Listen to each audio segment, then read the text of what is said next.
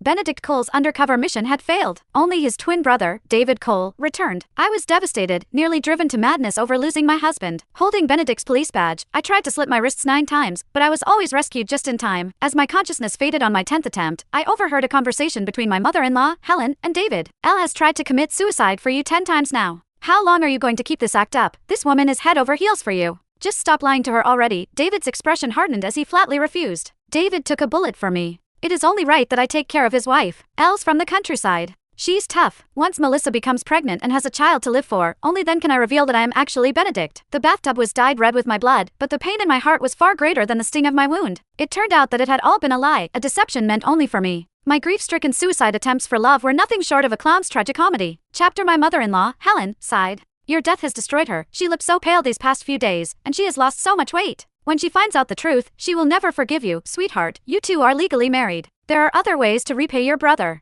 Melissa still has me to look after her. Before Helen could finish persuading Benedict, he cut her off. Mom, you don't get it, so stay out of it. Elle's grief is temporary. I'll get her the best doctors to treat her mental illness. If that doesn't work, well, try electroshock therapy. Once we get her through this rough patch, the suffering will stop. When Melissa gets pregnant and everything is back on track, I'll tell Elle the truth. Elle's a sensible girl. She loves me too much to let me go. She'll understand why I had to do this. The water in the bathtub rose past my nose. The pain in my chest was so intense that I struggled to breathe. I let go of Benedict's police badge in my hand and watched it drift in the bloody tub. I knew his badge number by heart. However, at this moment, it felt like a cruel and piercing betrayal. The shower head fell, and the loud crash brought Benedict running. He frantically gathered me into his arms. His anxious attempts to bandage my wound made me feel dazed. I called out softly, Ben. Benedict stayed in character so well and only let out a soft sigh. It killed any hope I had left. Elle, you're doing it again. It's me, David. He looked at me with a mix of frustration and reproach. Benedict is gone. Why do you keep doing this to yourself? Stop being so reckless.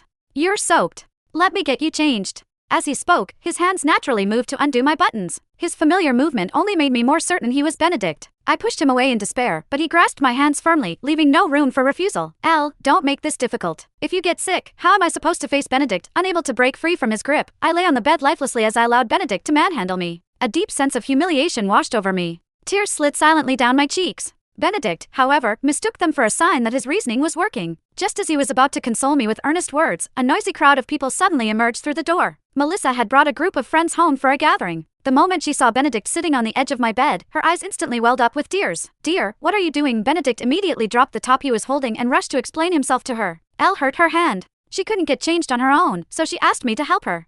I let out a startled cry and grabbed the blanket from the side of the bed to cover myself, but someone had already taken a photo of me in my disheveled, exposed state. With Benedict gone. The door clicked